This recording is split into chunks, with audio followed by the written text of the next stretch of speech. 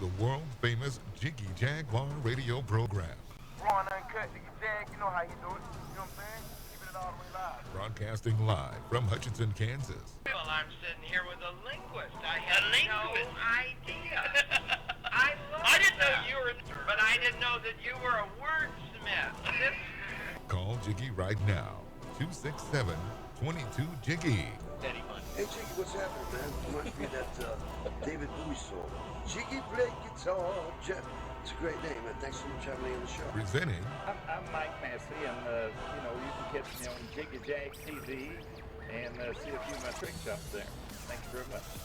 Jiggy Jaguar. I never knew what freedom was until I saw you lose yours. Well, apparently today is not what I wanted to start the show out with. However, welcome to the world famous Jiggy Jaguar radio program, coast to coast and border to border on TuneIn, iTunes, Radio Loyalty, Stitcher, and of course the brand new Jiggy Jaguar app available in the App Store. JiggyJaguar.us. You can stream the show live, 24/7 replay, exclusive news and programming information, all available on our fantastic app. Selected editions on iHeartRadio and AMFM247.com and 50 plus AM/FM stations across the fruited plain. The Jiggy Jaguar radio broadcast is live on the air, and apparently we have caused some trouble. So, I now have to take a moment to lay out everything. You know how there's magicians in the world, and magicians, they pull the rabbit out of the hat. Pull it right out of the hat. And people are like, oh my God, how did you get that rabbit out of that hat? There used to be a show years ago on Fox. I think that's what it was. The Fox Broadcast Network, as Bill O'Reilly would call it. The Fox Broadcast Network, and they did, they revealed magicians' secrets. They had a guy in a cool mask, and they revealed secrets of magicians. Someone will look it up and send me a tweet or a Facebook message on it. But that's what I'm attempting to do right now. That's what I'm going to do right now in front of God and everybody, because apparently no one seems to get it. Nobody seems to get it. Not the XWE guys, not their ring announcer, not the quote-unquote competition, not anybody. Not even Blade. So I have to go through now, and I have to explain every single moment of this. Okay. In radio, they have these things called radio wars, where one radio host will talk crap on another, and then the other talk crap on that person, and they'll go back and forth. And they'll trade audiences, and they'll create hype for a feud. And 90% of the time, it's all bullshit. 90% of the time, it's all bullshit. Either one side or another got it started, and then they worked out a deal, and it's just the way it is. Nothing's ever serious. And if you've been a fan of this radio program, or you've listened to this show, or you've been watching this on YouTube or any of the other places, you know this is all bullshit. The people that get this show get this show. The people that don't get this show will never have a clue about it. Well, I've stepped in it again. I tried to create something that apparently a bunch of people who are very simple-minded and who are very sensitive could not understand. And that is this situation with Blade from XWE and myself. So I'm now going to have to go through and explain every single thing about this and ruin what potentially could have been a really cool angle. So let's start back in September. It was during the Kansas State Fair. I happened to see a post on this guy by the name of Blade who works for XWE. And he's the trainer also over there. And he posted something on Facebook about how he was on a poster with two other guys and he didn't deserve to be because they were broken down hacks and all this stuff. So I jumped in and I said, well, and I looked at all these marks who had went in and made different comments. And somebody made a comment about, I'm going to kick your ass, brr, and all this stuff. And he would go respond to him back and forth in character as Blade. And I thought, this is a cool idea. So I'm going to get something started here. And I was in the process of training, and I'm still training, for the boxing match in November. In fact, last evening, I just got back from Wichita, Kansas. We went down, and I worked out with Andy Zerger yesterday, the guy who trains with David Rickles. And David Rickles, of course, is from Bellator. And I thought, this is really cool, and we need to get something going here. So instead of doing what I guess what I should have done, which was message the guy, introduce myself, explain to him every single thing I wanted to do, and then bring everybody else in on it, so it has the potential to leak out. Let me give you a good example. I'm a huge professional wrestling fan. I've been a professional wrestling fan since I saw Ultimate Warrior take on Hulk Hogan on a Coliseum video at WrestleMania 6.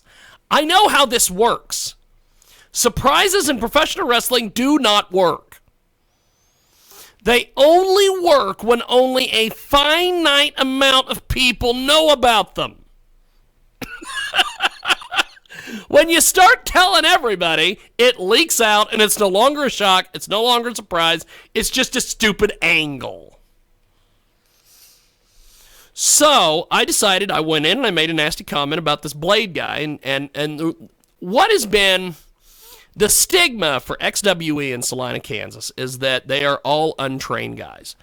And how this started was two or three of their guys, attended a Brian Knobs seminar put on by Lance Chafin, the Midwest Mangala, 4 or 5 years ago, which I helped put that together. Where the hell's my phone? We're doing this live, by the way, kids, so phones are going to go. People are going to be pissed, it's the way things are. So we put together this camp. Brian Knobs, Lance, me, we put the whole thing together. Well, these three guys that were local professional wrestling fans that wanted to get into the business showed up for the seminar. They couldn't make it through the whole seminar. They left halfway through. Well, several months later, they started a professional wrestling company called XWE. Now, they held shows in people's backyards, and they had production values, and they had a trampoline, and all stuff. It was really cool. It was a cool deal. And to watch it from where it started to where it is now is amazing. So they all got together. They had this event. And they put all this stuff together. Well, okay, also along the way, they had a disagreement with a guy by the name of Derek Ellis, who was part of this XWE, went on to have this RWE. Okay, this professional wrestling wars and all that stuff, the thing I never understand about professional wrestling wars is that you guys are all in the same business, but no one can ever get along. It's the strangest thing in the world. You had to have Kenny Zombie Jones come along and work an angle to get you guys to get together. So, but none of that aside, back to this Blade thing. Okay, I get a hold of Blade. I made a nasty comment on his Facebook. He gets back with me. Well, while this is happening, And I'm gonna, and what they call it when you tell the truth and you tell the whole truth and nothing but the truth in professional wrestling, it's called a shoot. So I'm going to shoot right now on Blade. Blade reaches out to Kenny Zombie Jones, one of my best friends, and tells him, this Jiggy guy has got a hold of me, blah, blah, blah, blah, blah, blah, blah. He's talking crap on me, saying that we're all untrained. Oh, my God, oh, my God, oh, my God. And he gets his feelings hurt. Kenny gets a hold of me. I explained to him what's going on. He said, oh, I think this is genius. This is going to lead to a match, isn't it? And I said, yes. And he goes, well, and you'll be able to, we'll film it, and I'll teach you, we'll turn this into a whole thing. So, okay, already Zombie's in on it. So I've already told one person too many. I'm surprised it didn't leak out. I'm surprised Zombie didn't call somebody. He's so excited that it leaked out. So we continue on down the line. Okay, I continue to talk crap on Blade. At one point, I told him, I said, hey, I challenge you to come on the radio show. And then he accepts it. And we put up a video about that. And then, I can't believe I'm doing this. Then, we go on, and we put together this, I get a hold of Chris the Voice, who is their ring announcer. And I explained to him a little bit of what's going on. I said, we're trying to work this angle with Blade, blah, blah, blah. I sent him a message, we're going to try to see what we can do, blah, blah, blah.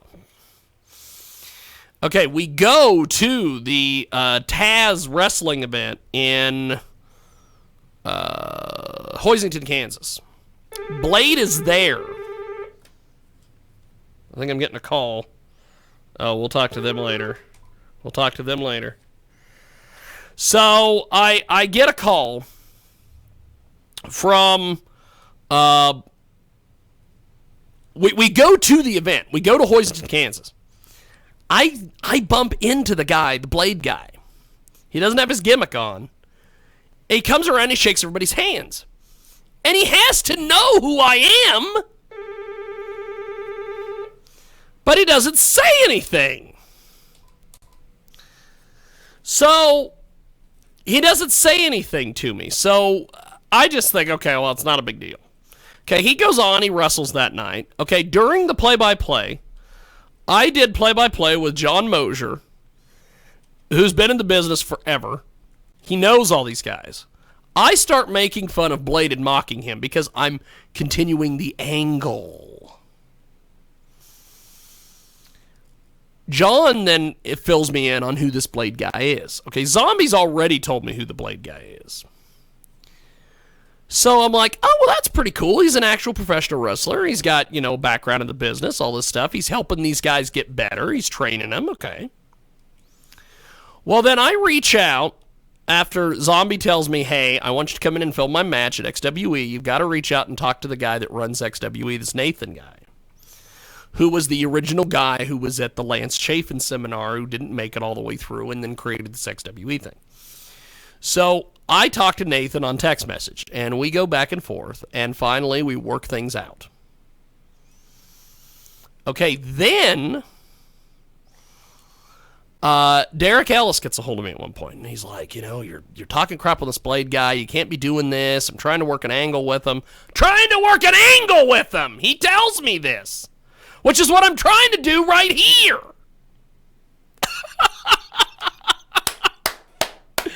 Okay, so I tell him, hey, it's not a big deal. I just wanted to get him on the radio show, blah, blah, blah, blah.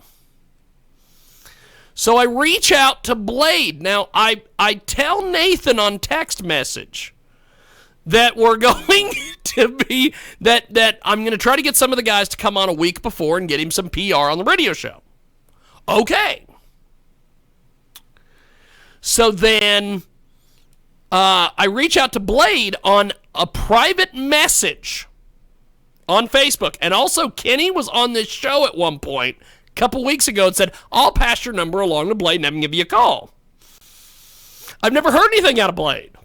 I sent Blade a message. I said, hey, we need to get this figured out because we got this radio show coming up that, you're going to be on, and we need to get, things figured out. So he never gets back with me. He then posts on Facebook and blows up my private message and says, well, you get a hold of me and trying to work things out. Well, why don't you work it out since you challenged me? I'm like, oh my God. You're not getting this, are you? Well, then today, Derek gets a hold of me, is mad as hell that we're working this angle with XWE. Okay, now I've also talked to this Chris the Voice guy at one point, and he was like, I'll come down next Sunday, I'll bring some of the wrestlers, which is one of the reasons why we did the video last Sunday about, hey, we're going to have some of the wrestlers in, because the original thing was that Blade was going to show up to the show, and he was either going to come through the open door policy, and he was going to be like, show up on the couch, and we'd have this big brouhaha, which would lead to him going, well, if you're such a tough guy, let's have a match. And then I would say, okay, I think you're an untrained hack, blah, blah, blah, blah, blah, let's have the match. And then we would have the match down the line, and then what he would do is he would obliterate me. I do the job in the middle of the ring. He'd hit me with, whatever his finishing move is, and bam. It'd be over. And then I would come on the radio, and I'd be like, yep, those guys are real. Those guys are tough, blah. Well, then when I couldn't get Blade to get back with me, I got a hold of Chris the Voice, and I said, here's what we're going to do. I said, this guy won't get in touch with me. Zombie even offered to come down and moderate and be part of the show, and I figured then we'd have a big pull-apart brouhaha. Didn't happen. So, what's now happened, by the way, the person that keeps calling in has nothing to do with this conversation. That's why I've not put them into the mix. So then I thought, well, here's what we'll do. We'll have the I got a hold of Chris the Voice, and I said, hey, who's Blade's opponent at the XWE show? Because I figured it was probably a local guy. Probably somebody they're training. So I figured we'd have that guy on, and then him and I would be talking smack on Blade, and then Blade could walk in and be like, oh my God, he's here to confront both of us. Well, that didn't work. So now, within the span of 4 hours, because this shit started at noon. Now what's happened is that Blade doesn't have a clue what the hell's going on when he's in the world of professional wrestling, where they do shoots, they do works, they do angles. Derek is mad, which... And then Zombie doesn't know what to do, because Zombie's out here going, well, I thought it was an angle. I thought these guys were smart enough to know it was going to be an angle. He didn't say that. I said that to him. And now Chris the Voice has been like, well, I don't think we're going to come down now because of all the stuff that's been said. So what's happened now is that a fake pro wrestling angle has turned into a fake pro wrestling shoot angle, where everybody who's involved in this is all sensitive and has their feelings hurt over something that was crafted to be a professional wrestling angle. This is the craziest thing in the world. I don't even know what to say anymore about this. So, I guess since Blade couldn't play along, and the XWE guys couldn't play along, and now the RWE guys are all mad, I guess I'll just go on about my day. And that'll be the end of that. So that is that. We are going to take a break. And when we come back, we will try to do something to where we don't hurt anyone's feelings. I just don't understand this stuff. I have conversations with people in the professional wrestling business, people that are not indie wrestlers, people that are, because we've had people on this show that I know personally. Shane Douglas, Rhino, Matt Hardy, although I haven't talked to Matt Hardy in months. He broke it and all. I have, guys like Lance Chafin that I talk to, Adam Pena, Mike Clares, guys who are either in the pro wrestling business or they're on the outskirts of pro wrestling.